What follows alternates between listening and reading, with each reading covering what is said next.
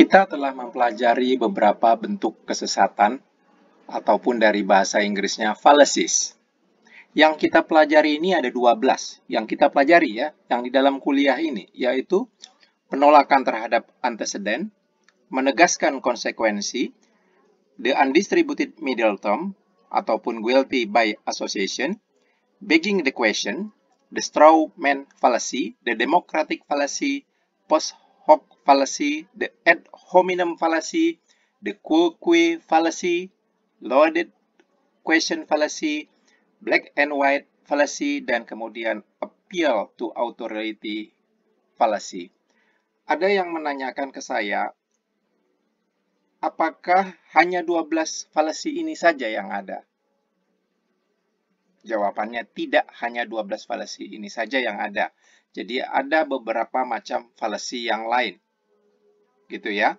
Jadi tidak, tetapi yang kita pelajari di dalam pada saat ini, pada kuliah ini hanya 12 fallacy ini. Kemudian lanjutan pertanyaan berikutnya adalah apakah di dalam ujian mungkin diujikan jenis-jenis fallacies yang lain?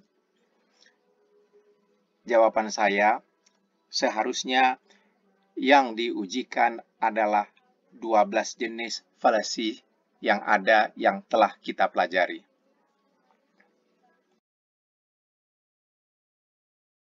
Berikutnya pertanyaan dari Tiara Wisadara yang ingin bertanya, perbedaan antara penolakan terhadap antecedent dan menegaskan konsekuensi itu terletak di mana? Ya Pak, yang terlihat jelasnya, karena saya merasa sering bingung dalam menentukan kasusnya. Terima kasih Pak. Ini juga ada satu pertanyaan senada dari satu mahasiswi yang lain. Baiklah, kita lihat dulu contoh kuliah kita. Ya, kita lihat ini ya, bingung membedakan mana yang penolakan terhadap antecedent dan mana yang menegaskan konsekuensi. Sekarang kita lihat dulu arti kata antecedent itu apa. Untuk gampang ya, antecedent itu apa artinya? Antecedent itu artinya adalah sebab. Sebab yang mendahului, itu arti antecedent. Konsekuensi artinya akibat. Akibat. Jadi, jika seseorang terinfeksi COVID-19, pernyataan ini adalah antecedent. Kemudian, ia demam adalah konsekuensi. Ya. Konsekuensi. Jika seseorang terinfeksi COVID-19, antecedent, sebab. Dan maka ia demam adalah konsekuensi. Jadi kalau saya tulis di sini, jadi seseorang terinfeksi COVID-19 ini adalah antecedent ataupun sebab. Sedangkan ia demam, maka ia demam adalah konsekuensi. Jadi kalau bagaimana kita membedakan yang gampang, penolakan terhadap antecedent, ya saya melihatnya dengan gampang adalah kita menolak antecedent, menyatakan kebalikannya, menidakkan antecedent. Jadi seperti ini, kalau ada pernyataan seperti berikut, jika seseorang terinfeksi COVID-19 maka ia demam, menolak antecedentnya berarti menidakkannya. Jadi jika seseorang tidak terinfeksi COVID-19 maka ia tidak demam. Ini ya. Menolak terhadap antecedent. Kalau menegaskan konsekuensi, kita tegaskan konsekuensinya. Mana konsekuensinya? Ini konsekuensinya. Tetapi ini fallacy ya, kesesatan. Tidak bisa kita menyimpulkan demikian, tetapi fallacy yang kita sebut dengan menegaskan konsekuensi adalah konsekuensinya dulu yang kita tegaskan. Jadi bagaimana falasinya? Falasinya adalah jika seseorang demam, maka seseorang terinfeksi COVID-19. Itu dia menegaskan konsekuensi. Jadi ya, itu falasinya. Kemudian kalau kita pergi ke contoh kedua di sini, jika seseorang berasal dari Sumatera Barat, maka ia bisa berbahasa Minang. Maka seseorang berasal dari Sumatera Barat ini adalah antecedennya. Anteceden. Dan ia bisa berbahasa Minang adalah konsekuensinya. Jadi kalau falasi, kesesatan berpikir yang kita sebut penolakan terhadap anteceden, kita menolak antecedennya. Kita tidakkan antecedennya. Itu yang utamanya. Jadi dari sini bisa kita lihat penolakan terhadap antecedennya apa? Jika seseorang tidak berasal dari Sumatera Barat, maka ia tidak bisa berbahasa Minang. Ya, kita tidakkan. Jadinya salah, fallacy, kalau kita menyimpulkan jika seseorang tidak berasal dari Sumatera Barat, maka ia tidak bisa berbahasa Minang. Itu ya. Nah, kalau fallacy menegaskan konsekuensi, gimana kita bisa melihatnya? Ketegaskan konsekuensinya. Ini dia konsekuensinya.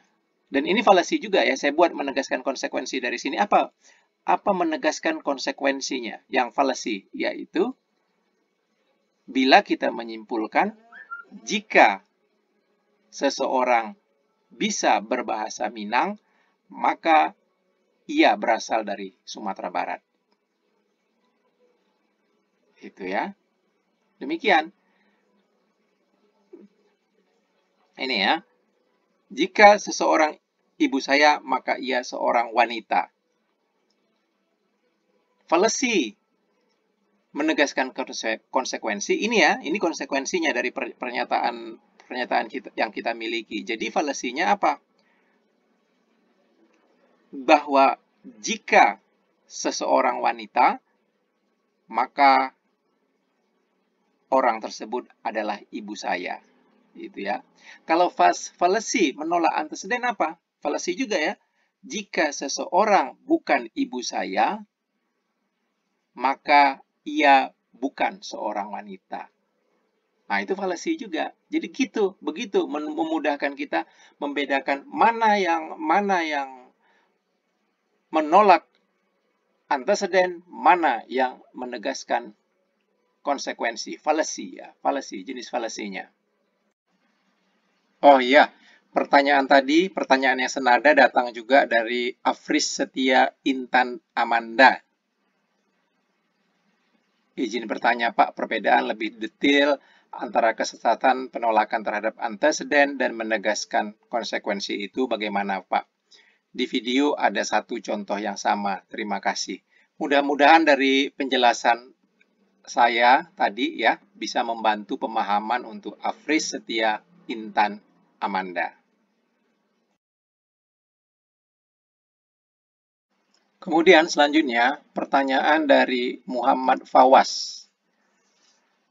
Pak, saya ingin bertanya perbedaan yang sangat terlihat dari bentuk kesesatan menegaskan konsekuensi dan undistributed middle term. Bagaimana ya Pak? Saya masih bingung dalam membedakannya. Terima kasih Pak. Kemudian Chandra Ismail, izin bertanya Pak, hampir sama seperti ini, yaitu mengenai the undistributed middle term.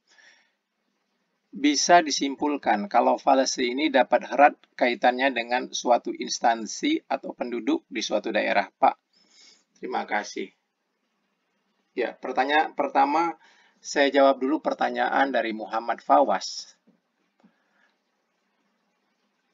Perbedaan yang sangat terlihat dari bentuk kesesatan menegaskan konsekuensi. Tadi kita sudah ada pertanyaan sebelumnya untuk membedakan menegaskan konsekuensi dan menolak anteceden. Jadi, yang dapat kita simpulkan, menegaskan konsekuensi ini terjadi dalam suatu kalimat pernyataan jika titik-titik, maka titik-titik. Ya. Jadi terjadi menegaskan konsekuensi ini, menegaskan konsekuensi jika titik-titik maka titik-titik.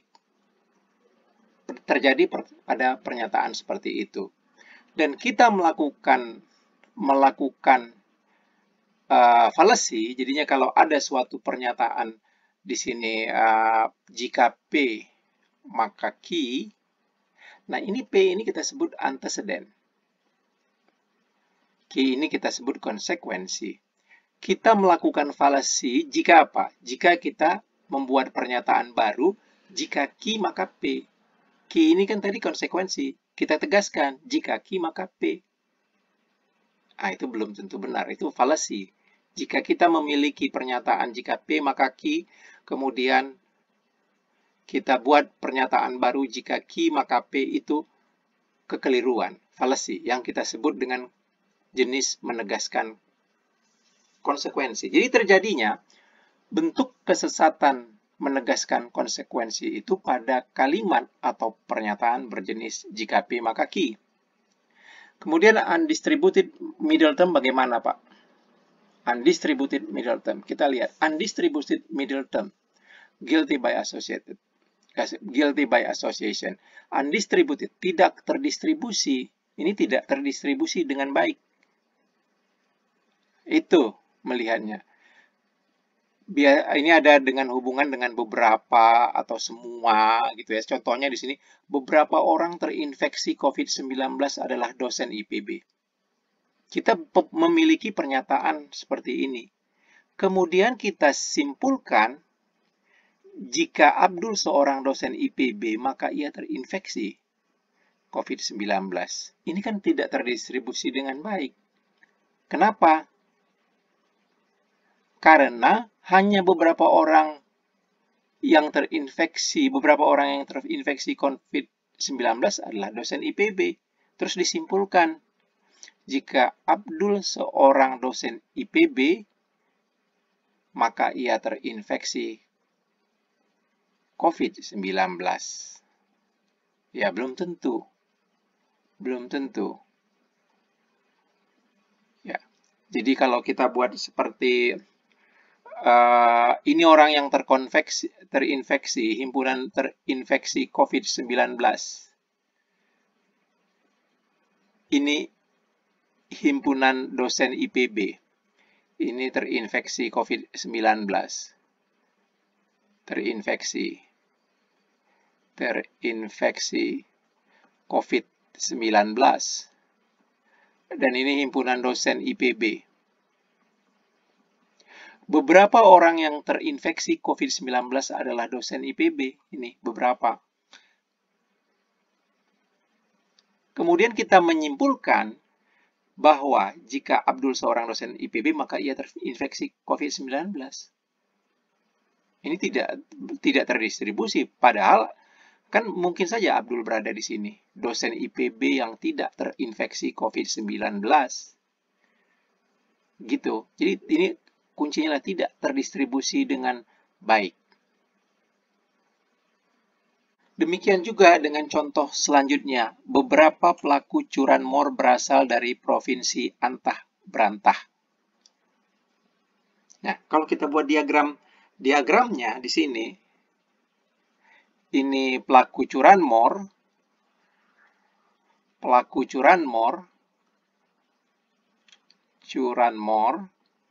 dan ini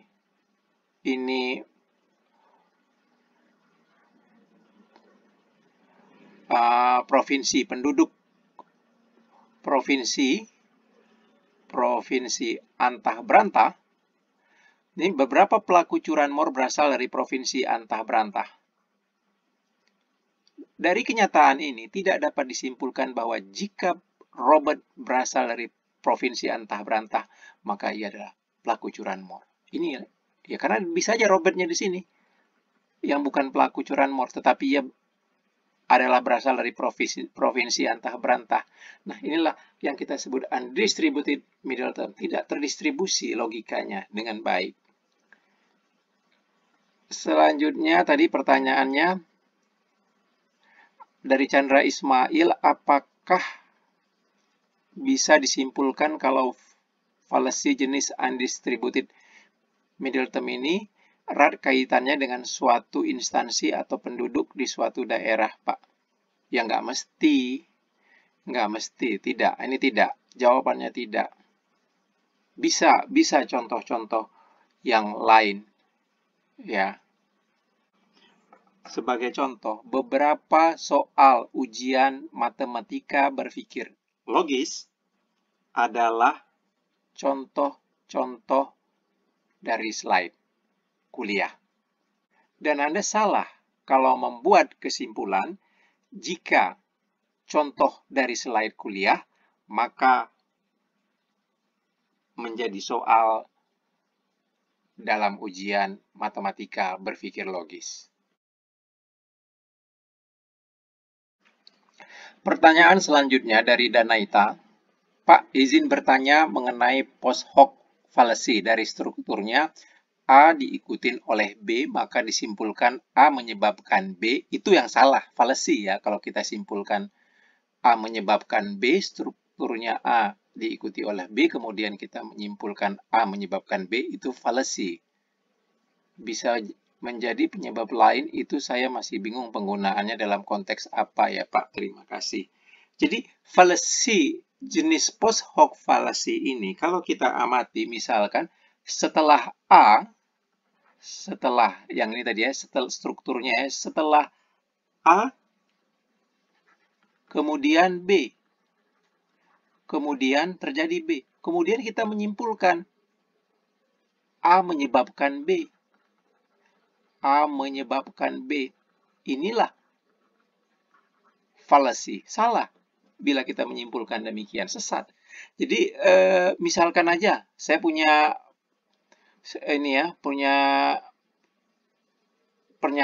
kenyataan setelah bernyanyi hujan turun. Hujan turun. Oleh karena itu saya menyimpulkan karena saya bernyanyi maka hujan turun. Benar nggak saya menyimpulkan seperti itu? Saya bernyanyi menyebabkan hujan turun. Salah, fallacy.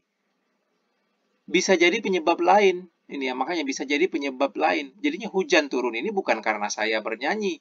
Bisa jadi ya hujan turun ya penyebab lain yang tidak ada hubungannya dengan saya bernyanyi. Hujan turun karena akibat sesuatu hal yang lain. Itu. Jadi bisa jadi hujan turun ini bukan karena saya bernyanyi. Jadi demikian post hoc fallacy yang bila kita lihat contoh-contohnya di sini. A diikuti oleh B maka disimpulkan A menyebabkan B. Itu fallacy.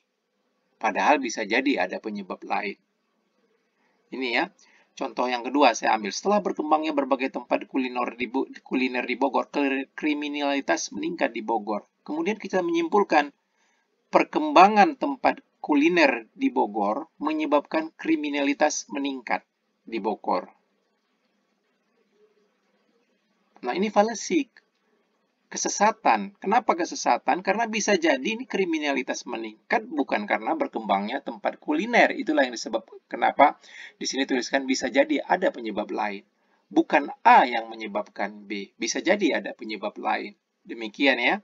Jadi kalau ada sesudah ini terjadi ini adalah fallacy kalau kita menyimpulkan A menyebabkan B.